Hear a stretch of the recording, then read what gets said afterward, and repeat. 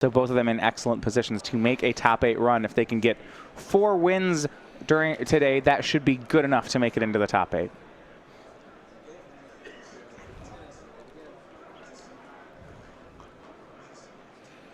And with that, we'll begin. Andy Ferguson is going to be on the play for game 1. Starts the game off on Prairie Stream. Now, I have to imagine that being on the play is a pretty significant advantage for Andy's deck.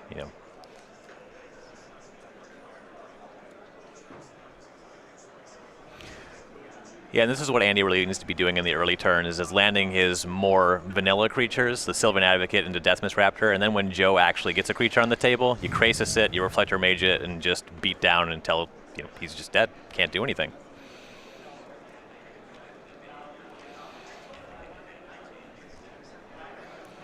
Turn 2 Sylvan Advocate is going to be the play for Andy Ferguson.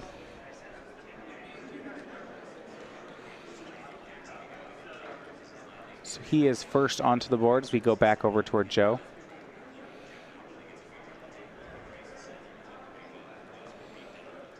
Joe with an interesting take here on Abzan.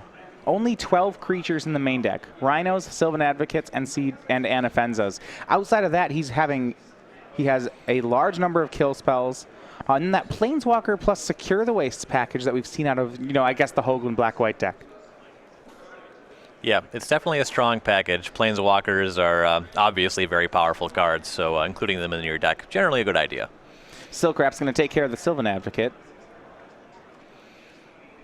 I'll keep the board clear. We go back over to Andy Ferguson. See a copy of Warden of the First Tree and Reflector Mage in his hand. He's going to play Warden and then immediately pump it while he has Joe tapped out. And the Yava Maya Coast in Ferguson's list, I don't believe it actually produces colorless mana meaningful anywhere in the 75. That's actually just a good land to have in the deck, so no matter reshapers here. Yeah, and that's something we actually saw a fair amount of yesterday, both out of Jim Davis's Teamer Company deck, and then we did have that blue-green tempo deck, and both of them were on 4 copies of Matter Reshaper. Mm-hmm.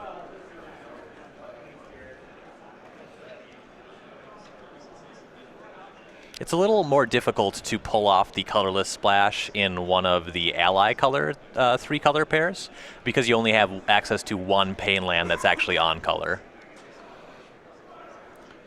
So despite that early pump on the Warden of the First Tree, making it into a 3-3 there for Andy meant he paid a price with Abzan Charm. He was then able to exile the Warden. So we go back to Andy's 4th turn, and so far, Joe doing, I guess, what you'd expect out of a control deck here, just playing a kill spell every turn. Yep, that's exactly what Joe wants to be doing here. And Andy's a little stuck on lands, so not even at the 4 for Collected Company yet. If that does not come to bear, these 1-for-1 removal spells, follow up by Planeswalkers and or Siege Rhinos out of Joe is going to be tough for Andy to overcome. 4th land for Joe. We'll see if it is that Rhino waiting here. Looks like it's going to be Murderous Cut, Delving 4. And it does take care of a Den Protector, the card you want to cut, and followed up by Anafenza the Foremost. That's probably exactly perfect for Joe on this turn, stopping Den Protector from flipping up on Andy's next turn and getting a threat on the table. Well, there is a bit of a, I'm a little surprised that Joe didn't play the Anafenza first. That's a good point. So that Den Protector wasn't in the graveyard here. But I do agree that Anafenza plus Murderous Cut here, that's a great turn for him. Yeah. On the table, it was great, though leaving the Den Protector to get picked up by any further copies could be a bit of a misstep. Yeah, Reflector Mage is the play for Ferguson as he hits his 4th land. It will bounce the Anafenza back into Joe's hand. And that play in particular, Reflector Mage on cards like Anafenza, these 3 and 4 drops with no enter the battlefield abilities, that's just been impressive. We saw that yesterday out of company decks. Mm-hmm. And this is exactly the kind of effect that Ferguson's deck is built to take advantage of. Not just Reflector Maging, again, also bounding Crasising. So if he's able to stick this creature and the next creature, and Joe just is playing 1 creature at a time, might not be too hard for Andy to punch through. Yeah, bounce a guy, tap a guy. And a lot of pressure here. In Bernal's hand, we see a copy of Sorin, which would be a great follow-up to Anafenza if it was still on the board. Against a 2-3, though, not very impressive. So you would see the Sorin come down, can't really do anything meaningful. A 2-2 doesn't matter here, and then the Sorin's just dead to the Reflector Mage. Yeah, so Sorin, Joe is going to try to keep it alive. He'll tick it up to 5. That ability to give his creatures lifelink. Not going to do anything with no cards on the board. But Joe's banking on the fact that Andy won't be able to kill the Sorin this turn. And it doesn't look like he will. Reflector Mage will hit Sorin down to 3, but that's going to be it for Andy. He'll go ahead and pass the turn. Well, seems like he'll pass the turn with 4 mana up. Yeah, Andy has previously missed a land drop. There's no way that he doesn't have at least a Bounding Crisis here, but I would expect a Collected Company. That all creature 4 mana up, you know, Yeah. you're like, ah. Andy also does have 2 copies of Ojutai's Command in his deck, which if he has it on this Anafenza, that's a pretty good swing. Oh, wow. And there you have it. So Joe going for Anafenza, and Ojutai's Command is going to get back Den Protector as well after countering the spell.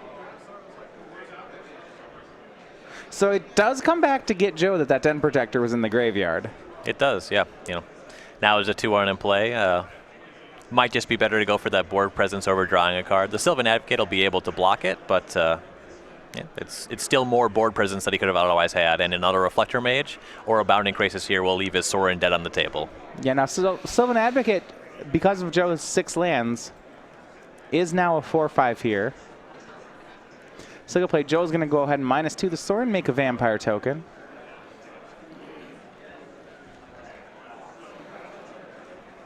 It's not surprising to see Joe Bernal playing Sylvan Advocate. He has cast quite a lot of Tarmogoyfs in his life. Yeah, so how do you like that comparison? I mean, I get it that on that turn when you tapped 2 mana and played a 4/5 or 2, okay, that felt like a Tarmogoyf. If we're talking about casting Tarmogoyf in Modern and Legacy, the comparison is completely disingenuous. But you have to remember how good Tarmogoyf was when it was in the Standard. There were no fetch lands at that point in time. It was often a 2/3 on turn 2. Still a perfectly serviceable card to have in your deck, maxed out at about 4/5. Yeah, Sylvan Advocate does have Vigilance, so it even has a slight upgrade there. Mm-hmm. But yeah, it's not unlikely it'll translate as well as Tarmogoyf into older formats. Right. You know, I am not telling you that if you can't afford Tarmogoyf that you should put Sylvan Advocates in your Modern deck. That one's not going to work out as well. No, I certainly do not recommend that. He might get lightning bolted. Yes. That could happen. Also, if you're drawing 6 lands in Modern, not necessarily going to be a great game for you. Well, you should be scape shifting people at that point if you're going to have 6 lands. Yeah, attack for 4 is not a great precursor to scape shift. Well, sometimes you have to get them below 18. And, you know, maybe Sylvan Advocate's the man for that job. You can count on Sakura Tribe Elder. All right, and it is the Collected Company on end step here. No surprise. And it looks like we do see Bounding Crassus. 3 copies of Jace. So Andy probably won't be taking more than 1 of those. And he does go with the 1. He goes with the 1. Smart and takes call. Bounding Crassus. And that will tap down the Advocate.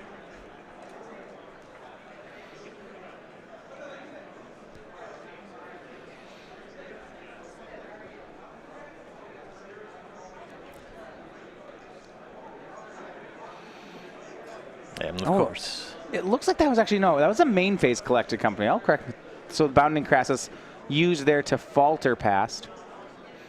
Yeah, and I like Andy's line here of pressuring the Sorin. You can't meaningfully win a damage race against a card that provides so much potential life gain, especially on this Vigilance creature that maintains lifelink on Andy's turn, though Bernal had the Murderous Cut to stop that. Yeah, some Murderous Cut took care of one of the two power creatures, Sylvan the Vampire token trading with the other. Now that I'm seeing this in play, I actually really like this interaction between these 2 cards in Bernal's deck. The Vigilance on the Advocate, yes. Yeah. This is actually very impressive. You know, he's threatening to gain 10 life a turn, assuming he's able to block, you know, at least 5 on the initial attack. So the swing will gain Joe 5 life. He's back up to 19. Plays out the last card in his hand. It's a copy of Murderous Cut to take care of Ferguson's Jace.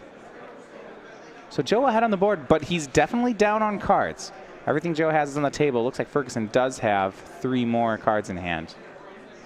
Among them, Dramoka's Command, but even at this point, that's not enough to get by the Sylvan Advocate. No, his Lizard is not large enough to battle here. Really just needs another one of those tempo creatures so he can kill Sorin this turn. That's going to be step 1 for this game. It's a mighty big elf, right? Sylvan Advocate's, I believe, an elf. Yeah, there are not many elves that get to be that large. Elvish Aberration, I believe, is a 4/5.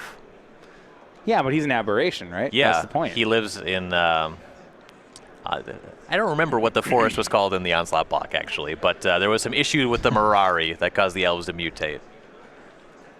Well, they were the Wirewood, but I don't know if that's the name of the forest. I think that's the Elf tribe. Yeah.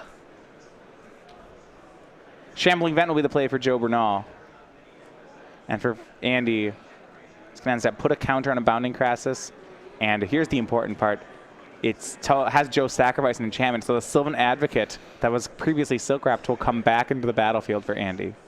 Andy's 1 land shy of having a 4/5 of his own, but this board position is not looking unfavorable for him. Well, he can push 7 damage through just by attacking right now. And it's going to be a second Dromoka's command. And this one's huge. Bounding Crassus becomes a 5/5. That'll take down Sylvan Advocate. And here is a swing for 12. If the first command was good, the second command was great. Joe at 7. And Andy looks like he's going to go ahead and take game 1 here. He'll send in Lumbering Falls Dust just to be sure. And Joe with Secure the Wastes as his draw. Looks like he'll get another turn. Yeah, he's going to put 6 1/1s into play, so he has to minimally find a way not to die. So from 7, is there any combination of his creatures that aren't lethal? It looks like you can let through... No, it looks like any 2 of these creatures actually just kill him. So you have to put something in front of everything. So I wonder if this is a situation where you actually want to show that you're playing Secure the Wastes. Yeah, he's really relying on the top of his deck to make this matter. He's able to keep 3 tokens in play. So a top deck Sorin would only get him in for 6. He does have the Shambling Vent, but not enough mana to activate it and cast a Sorin. If he was able to keep... It's possible something like a swing plus a Siege Rhino, and then another chump block. Say his top 2 cards of his deck are 2 Siege Rhinos. He can chump block for 2 consecutive turns on this board. That is true. So I assume that he's non-zero, but not by much. Well, it looks like he went to 1. He let the 3/3 Crassus and the 3/3 Lumbering Falls too. Actually, wait, that Lumbering Falls is not a 3/3. It should have been a 5 given the 6 lands in play. So we're gonna run by see if we can get some clarification on that. We might have life totals incorrect here.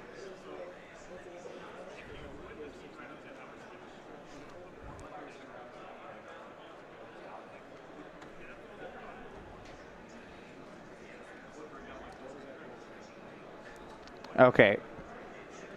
So life totals are correct here. I think Joe was at 9 on that attack. So he took 5 off the Lumbering Falls and 3 off the Bounding Crassus. Okay, that changes the dynamic a little bit. Joe is still in a precarious situation. And here's an alpha again from Ferguson. Lumbering Falls not part of the equation this time. Heavily suggest something at instant speed here, and probably something that costs at least 3 mana, because you could easily swing the Falls and leave up Dromoka's command here. Sure. Well, 3 more tokens will jump in front. Joe, at 1 life, is going to have to chump everything. Draws a land, passes turn. And here's another Collected Company. That is exactly the instant you were talking about. If this game was troublesome before, it's probably just out of reach now. Death Mist Raptor, Reflector Mage, Bounding Crassus, all available options for Andy. Yeah, I like Reflector Maging away that token and just gripping the Death Mist Raptor. Yeah, well, you could also Bounding Crassus, so tap the Shambling Vent here, too. Yep. It's unlikely that Joe has a winning line that involves activating the Shambling Event, so that decision is kind of minor, though it's probably better. Yeah, and it looks like we're not even going to get as far as that decision. After seeing the Collected Company, Joe will scoop it, and game 1 goes over to Andy Ferguson with Bant Company.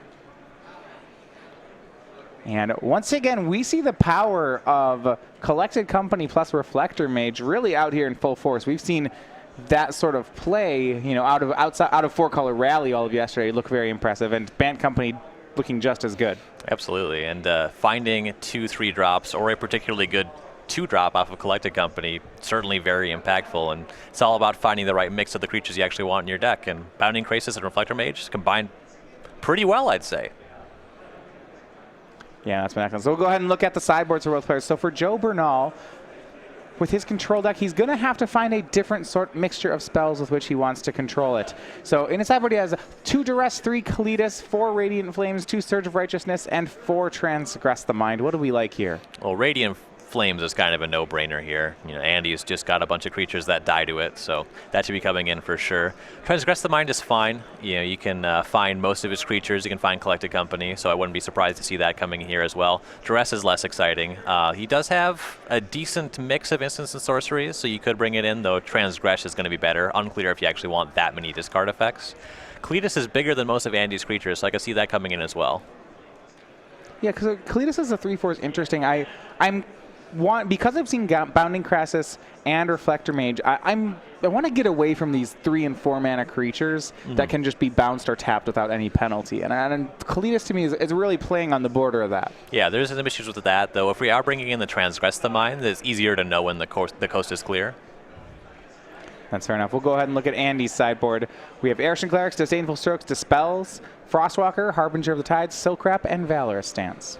So Joe's deck just has a bunch of Planeswalkers and removal spells, so some number of the counters I like. Disdainful Stroke is definitely going to be good against our opponents that showed us that they're playing Sorin and they're presumably playing Siege Rhino. Dispel's fine. We know that they have Murderous Cuts and Abzan Charms, so I don't hate that one. Silkwrap's not super exciting. The opponent does have Anafenza and Sylvan Advocate, so maybe that one's fine. I like Valorous Sense more than Silkwrap, though, because it serves the purpose of both Dispel and Silkwrap in this matchup. Fair enough. These players, Joe Bernal, Andy Ferguson, Abzan Aggro versus Bant Company. Game 1 in the books for Bant Company. We'll see if Joe Bernal can come back. Before that, though, we want to talk about the event we're running next weekend. That's the same weekend as the Pro Tour. It's going to be Star City Games Regional Championships. So this is happening for Season 1, February 6th. It's in Modern, and you know, this one's a pretty exciting tournament for me. You get regionals twice a year. These are going to be Modern regionals. So for all players showing up, look at the Ascent of Aya playmat and token. This is going to be for the 200 players showing up at each of them. Now, this is actually part of the SCG Tour. So if you're wanting to make it to get some points, maybe get on our leaderboard, get some buys to the events, or just make it to an invitational, points are given out all the way to every participant. And you can see here, you know, 15 points for first place is no joke, as well as the top 8 players getting an invite to our invitational. So you can find out more about this, getting this playmat and all at starcitygames.com/regionals. Also find the regional championship nearest you. We have them happening at 14 places around the country. So plenty of ways to come and battle. Yeah, great opportunity to get some Modern reps in. Format just got a big shakeup. Maybe you got a brew you want to test. There's no better place than a big tournament. That's how you know what really works. All right. Well, we are underway with Game 2. Joe Bernal with his Abzan deck is going to be on the play. Looks a lot like a Duress here. Yeah, it looks like he's boarded in some of the Duress package. Those ones not in the main deck. We'll see if he actually hits a creature. There was only 10 spells in the main deck for Andy, but it looks like he has plenty of options. And Andy's hand's a good one. 2 lands, Bounding Crassus, Den Protector, Collected Company, and Disdainful Stroke as well. I believe Sylvan Advocate, the last card. Stroke is good against Joe, but Collected Company is a 2-for-1. Stroke's just a 1-for-1. Heavy tempo play on Disdainful Stroke, kind of trading 2 mana for 4 mana, but Collected Company just matters too much more. I have to imagine he's taking that. Yeah, well, if he wants to get into this value grind, which I do think is going to be his strategy, I'm inclined to agree. It's very hard for Joe to match Collected Company. Though if Joe happens to have a Transgress the Mind, that can take the Company, it can't take the Stroke, so we might see him be thinking about that. He does have a Siege Rhino hand. And I think that's going to make him take the Disdainful Stroke. Now, there is some upside. Andy's hand only had 2 lands in it. So taking the 2, Collected Company, though a good card, might not be happening on time. That's true. I don't generally like the idea of banking on my opponent not hitting their lands, because you look really silly when they do. Yeah. But there is merit to it. Well, Joe, right off the top, as though you called it, that's going to be the Transgress the Mind you were looking at. Yep. Makes a lot of sense now. Warden of the First Tree was the draw for Andy Ferguson. And quickly, Joe will select the Disdainful Stroke. And the other upside here, Andy has a Den Protector in his hand. Transgress the Mind actually exiles the Collected Company, so he won't be able to get that back with the Protector. Oh, wow. Yes, it's actually more important that he takes the... He has to really be careful about which one he takes with which spell. Now, keep in mind, when he duressed, he didn't have a Transgress the Mind. But it is going to pay off for him that the Collected Company's exiled. We saw in the win-in yesterday, Jim Davis really dismantled Joe Lissette's deck with his engine of Den Protectors, getting back collected companies, finding Den Protectors. It got out of hand quickly for Joe's deck. Mm-hmm. Joe did not have Planeswalkers like Joe does. Yeah. So Bernal with the copies of Gideon, with the copies of Sorin, with the copies of Obnixilis, it's a little more difficult to value them out.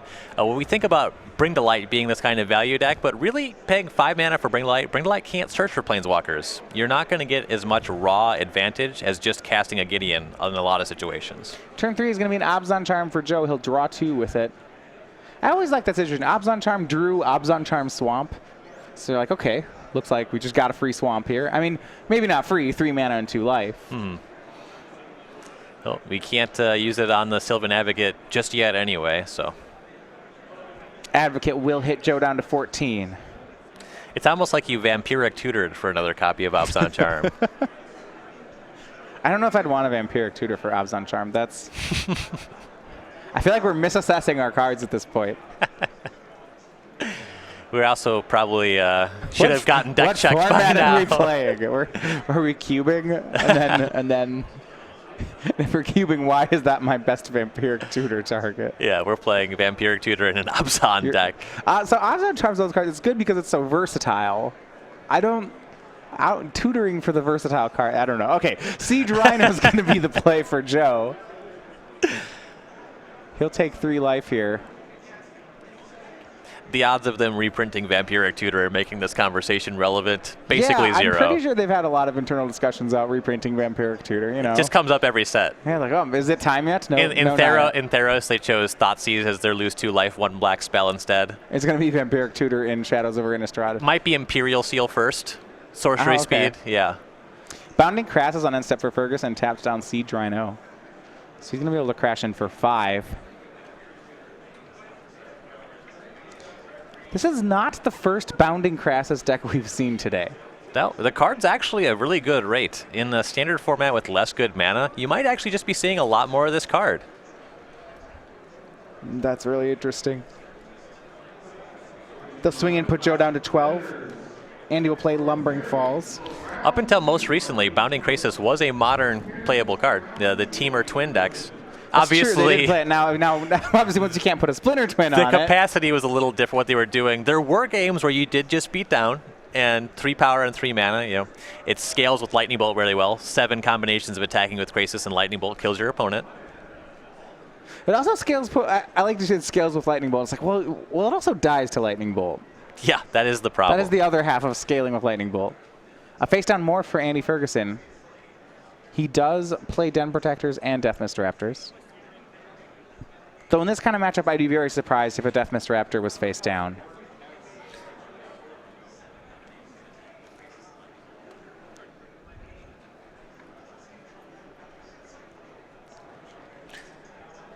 Joe's taking a second to think. I like Andy's asking to see the graveyard in that situation. You know, you're not doing anything. Wonder if he has a Den Protector. Yeah. And just, you know, Joe's thinking about something when you're tapped out. Give you something else to look at. Good practice. So if I go deep into the tank, you're going to look at my graveyard? Every time. Every time? I'm going to ask you how many cards are in your hand once or twice, and look at your graveyard. And then I'll ask you how many cards are in your hand again. It might have changed. It probably didn't change, but I might have forgot. Okay. Gideon will be the play for Joe. And it looks like that one's going to make an ally. It will go for the Knight ally, and he'll pass her back to Andy. Den Protector, Warden of the First Tree. These are options in Andy's hand. He's got a lot of value here. Now, the challenge is going to be breaking through on the ground. You kind of wish he had another Bounding Crassus here. Or a Reflector Mage. Though that one, the Siege Rhino, when it comes back down, still matters a lot. And with Siege Rhino and Gideon on the table, Den Protector for that Disdainful Stroke back, not super important anymore. Yeah, the damage has been done here. Now, Reflector Mage, in addition to Den Protector for Disdainful Stroke back, would at least deal with the Rhino permanently. Joe's hanging out with a Secure the Wasted hand, though, and that Gideon on the table with 4 loyalty. Den Protector going to buy back a fetch land. which Andy will play. Yeah, it definitely seems like it would have been difficult for Andy to fight this battle just on 4 lands. His spells are not as powerful as Joe's, so he needs to be casting 2 every turn. Yeah, and when you, this is going to become difficult for him. If you look at Joe's hand, you mentioned Secure the Waste. He has that alongside Obzon Charm and Ultimate Price. So Joe actually has a lot of removal here. Yeah, he's also representing Murderous Cut on the board right now. It's another thing for Andy to think about. Deathmist Raptor is the second play for Ferguson. And the other reason that I like getting this land back is that Sylvan Advocate is just worthless on the board as it stands. Getting to 6 lands will make that matter a lot more. And a draw for Bernal. It's another Secure the Wastes.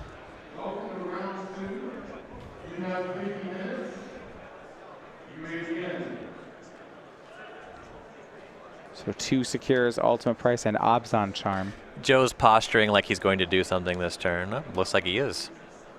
Maybe feeling a little aggressive. Well, keep in mind that Joe only has 1 black mana source right now. So while he can go for this Ultimate Price on Sylvan Advocate, which he's going to do, he cannot Obzon Charm anymore. And that's one of the reasons that I don't like this play. Abstractly, I like casting Secure the Waste over that just because I think it's a lot more relevant impact on the current board state. But because he doesn't have double black, the fact that we're just leaving 3 mana on the table is also problematic. Well, do you think he was worried about Lumbering Falls activating and hitting for 5? It's definitely what Andy is representing, though. He's got a bunch of allies lying around, 2 on the table and the threat to continue making more. It wouldn't be a real concern of mine, not to mention that if we're leaving up Secure the Waste, we have chump blockers all day. Yeah, I think if Obzon Charm mana was up here, then I can get behind Joe's line. I'm wondering, considering that Joe has 2 Secure the Waste, the play might have been we're going to Ultimate Price something this turn and just make 2 tokens. That way, on our turn, we can Emblem with Gideon and then leave up the Secure the Waste for just 4 more tokens when Andy comes to crack.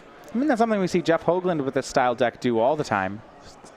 Just to raise the alarm on 3 mana, and that is going to be Joe's play. Yeah, his Siege Rhino was just hit with a Reflector Mage, so this is going to be doing some damage control for Gideon. And we see the Deathmist Raptor and Bounding Crassus. Yeah, he had nothing. He had no legal blocks for the Den Protector, so he couldn't save the Gideon from falling out of emblem range. And the follow-up play for Ferguson is going to be Warden of the First Tree as we go back to Bernal. His hand, an Obzon Charm, a Siege Rhino, a land, and a Secure the Waste. He cannot play the Rhino this turn because of Reflector Mage.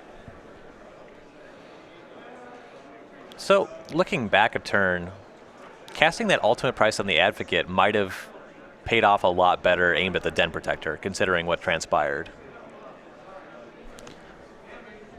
Well, the Advocate would have been a 4 or 5, so he just would have had to chump block it. But you mean you could have kept the Gideon at 4? He's chump blocking anyway. He'd have the Gideon at 4, and then he could Secure the Waste for 2/2s a turn after.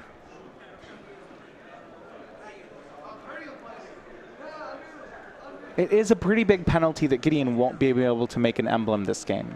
And the way to generate loyalty for Gideon is not anywhere near as relevant as the 2/2s on this board.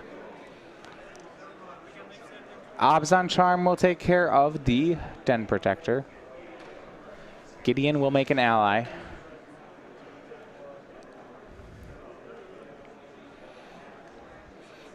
Joe's fighting very hard to protect this Gideon. With the way he is set up,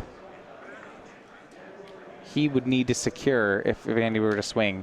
So Reflector Mage will attack the Gideon, and that'll get a chump block from Joe.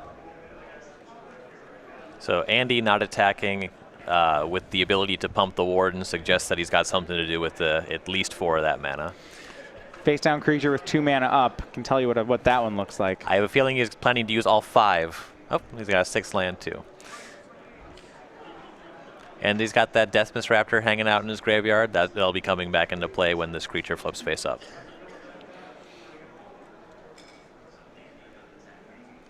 Right now, there's not actually a card other than the Deathmist Raptor for Andy to get back.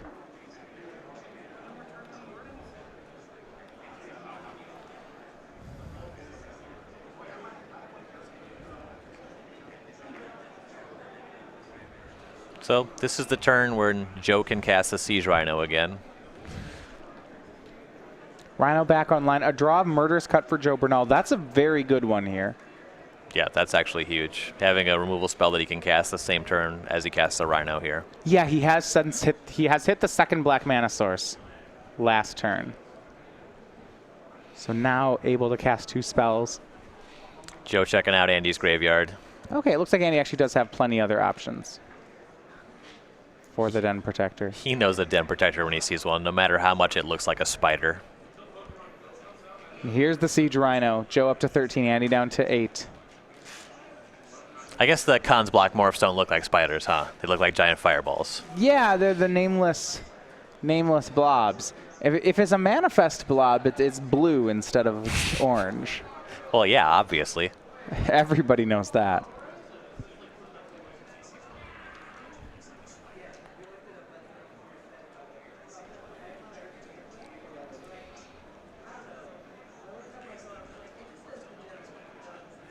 Den Protector, unmorphed. Looks like it got back a copy of Bounding Crassus. We see in Andy's hand Bounding Crassus, Sylvan Advocate, and Disdainful Stroke already. I believe this is actually Andy's graveyard, and he's picking one of these. Okay. Okay.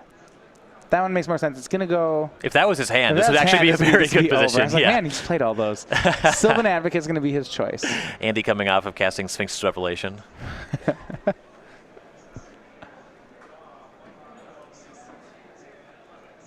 Draw was Jace. He has worse top decks.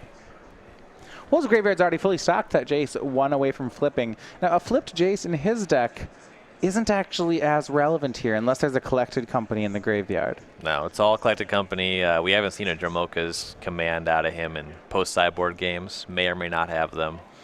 Yeah, how do you actually feel about this as a Jace deck? When you're looking at cards like Disdainful Stroke and Ojutai's command, it's less appealing. So there's a lot more going on with Jace than just flashing back spells. One thing that Andy does have is the ability to just discard a Death Mist Raptor and then get it back when he unmorphs the Den Protector. I don't think he's a deck that cares a lot about ultimating it, but that interaction is something anyway. Well, he'll play out the hand. End step, Murderous Cut will take care of Sylvan Advocate. And while Joe's tapped down, Andy will level up Warden. So 13 to 11 is still a good spot here for Joe, but the board's getting cluttered quickly. It is, and Gideon is usually great on boards like this. Gideon on 1 loyalty, less excited about. It still matters, but the inability to actually make that emblem is going to be problematic for Joe. When he actually wants to punch through with his Secure the Waste, it's going to be for a lot less damage. Well, how about a second Rhino from the Abzan? That usually is, most problems, that will start a solution to. Second Rhino, third Rhino, fourth Rhino. Yeah, there are very few things that can't fix. These are lines that I suggest. If Joe has a Vampiric Tutor, he could Vampiric. Oh, he could Vampiric Tutor for Siege Rhino. I like that find.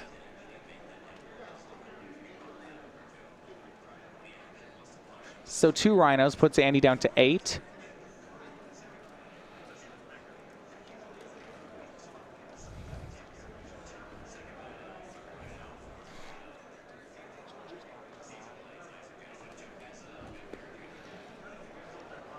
So we go back over to Andy Ferguson. Jace will loot.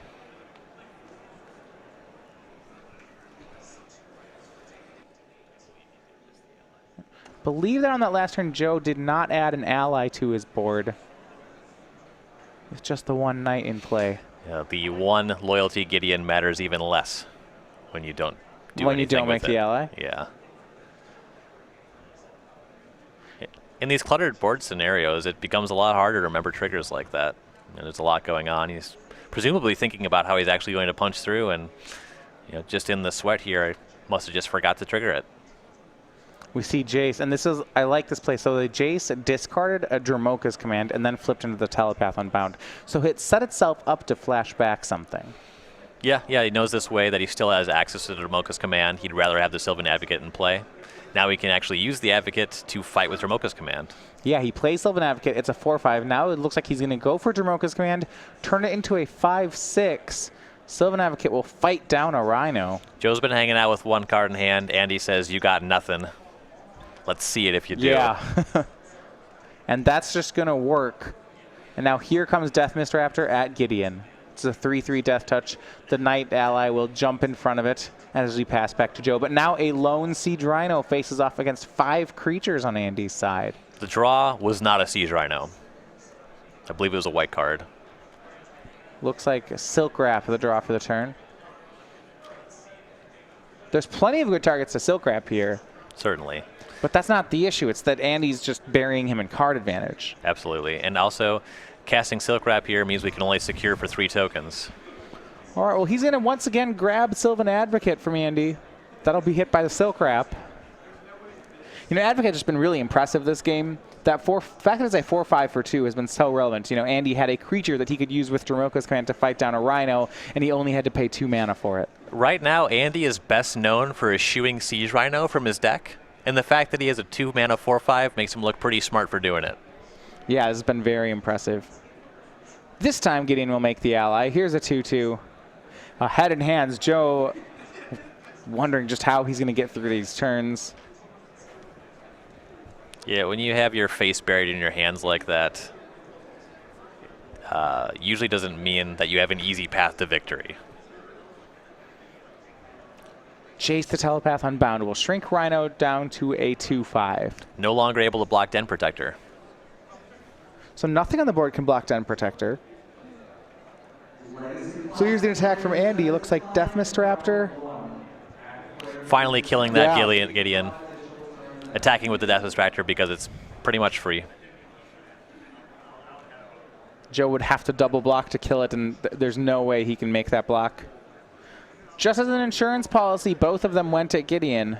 Andy wanted to be sure he took down the Planeswalker, so Joe did not have a trick and did not block.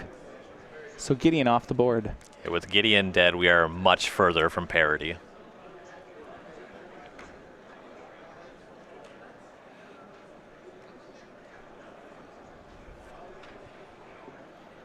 And with that, we'll just pass back to Joe. Now, we're getting to the point where that Warden of the first tree is not... It's a 3/3 right now, but Andy with 6 lands in play, and I believe he has triple white. This could get ugly quickly. 6 untapped to... well, he only has to activate it 1 at the end step here, and then untap, do it again, attack for 1,000,000. So the Warrior has now become a Spirit Warrior. Double check by math, 16 less than 1,000,000. I think Joe's in trouble. If Andy can deal that much. Yeah, you can. It's close. Here comes the three power guys, the Death Mist and Den Protector. Andy very conscious of the fact that he is only on 8 life. The Warden's going to hang back. I actually like that quite a lot. The attack is not lethal, so. Well, and it's not very difficult for him just to wait until the attack is lethal. You know, he can end step make the Warden an 8/8 and then make it a 13 and swing. Den Protector will chip Joe down to 13. Once again, shrinking the Rhino so the Protector is unblockable.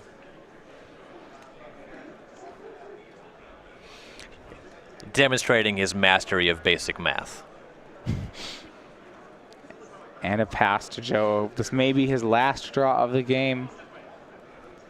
He still has Secure the Wastes.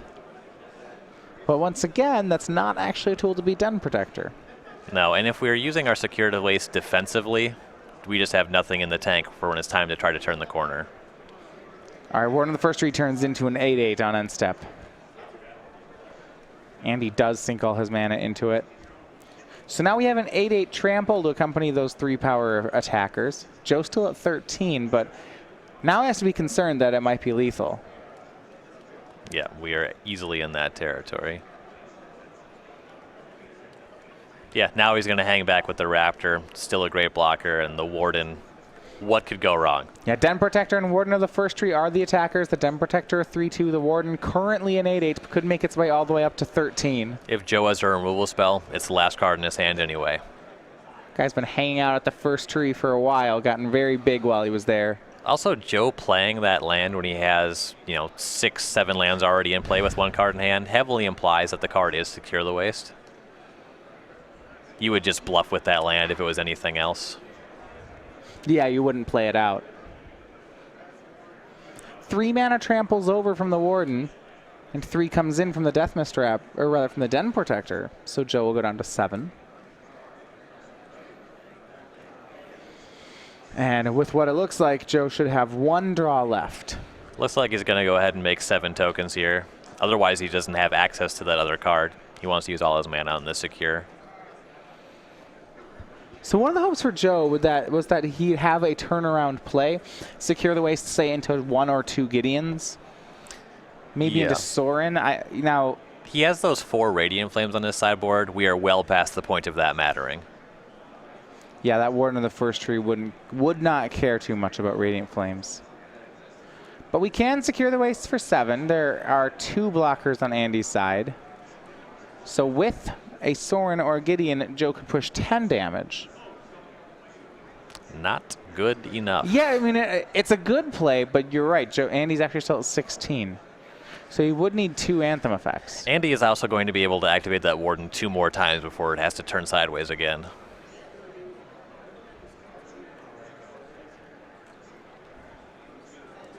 So an army of soldiers for Joe. Warden, an army of 1. Yeah. Well, it's really just that trample on Warden that's making this hard for Joe. The lifelink is big, too. Andy did gain 8 life on that last turn. Yeah, put him well out of range.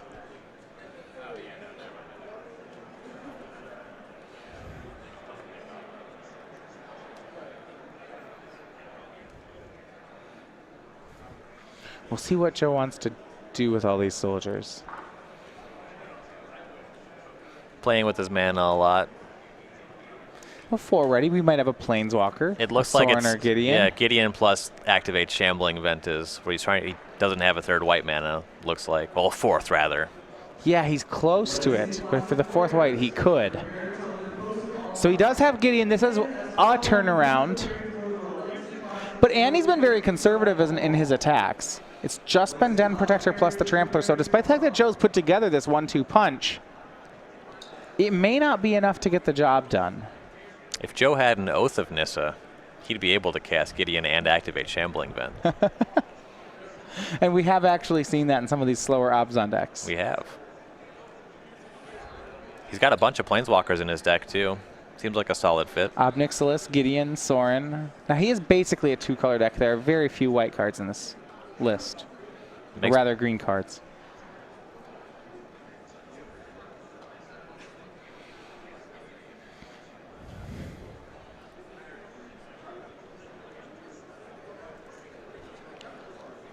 Can he get through this turn, even though he now has... So another concern of Joe's, this is something I just realized, even though he's well behind in this game, there's barely over 7 minutes on the clock anyway. He's fighting really hard for a draw. He's fighting for a draw, isn't he? Collected Company on end step for Andy. A near miss. It's going to be Bounding Crassus. Well past the point of mattering. He'll tap the ally.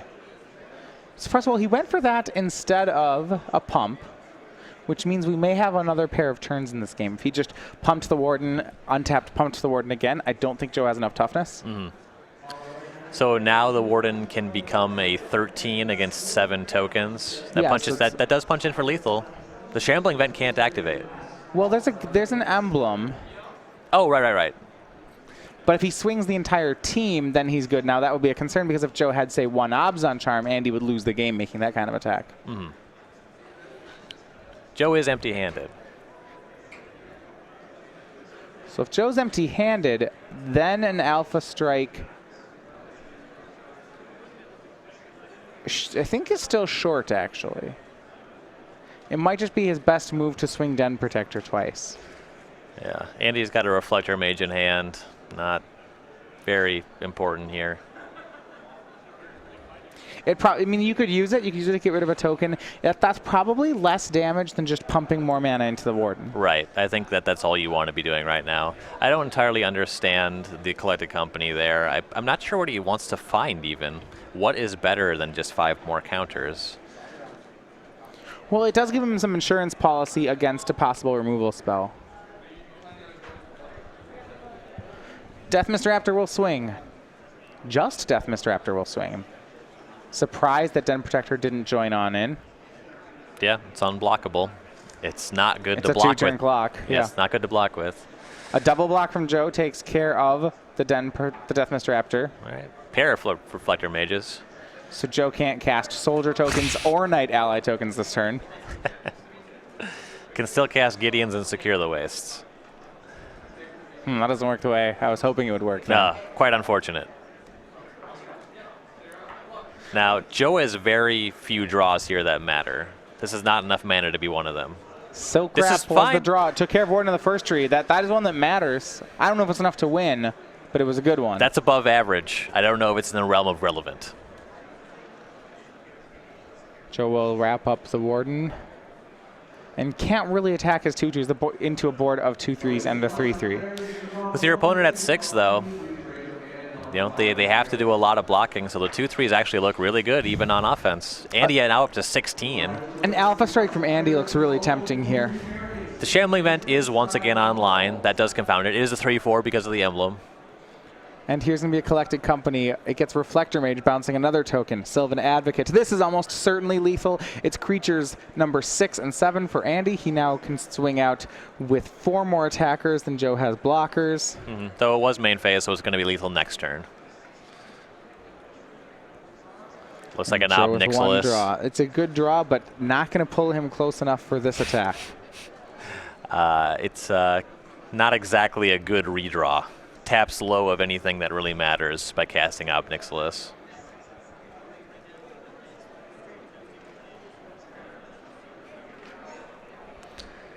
Joe just counting it out, making sure that he has no outs here. Even if Obnixilis kills the largest creature, which is the Sylvan Advocate. If you Obnixilis, use it to draw a card, and you draw Radiant Flames, you kill most of Andy's boards, but the Advocate and the Lumbering Falls are still around and lethal. So that's not going to work. No. And that's the best case scenario I came up with from casting Obnixilis. Yeah, the other play is to kill Sylvan Advocate with Obnixilis. That's the most obvious play on the board. But as we see, that's not lethal right now. Nope. Or rather, it doesn't save Joe from being lethal. Right. That too.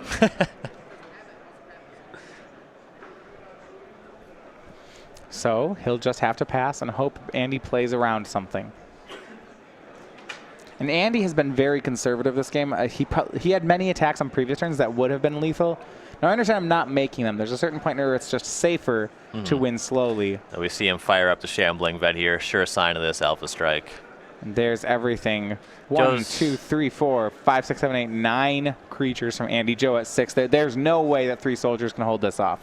The Shambling Vent kind of deals with 2 creatures, right? It gains 3 life, but I think we're still pretty far off. All right, and there we have it. So Andy Ferguson, Bant Company, taking down Joe Bernal. He improves to 9-1, looking for back-to-back top 8s with different company decks.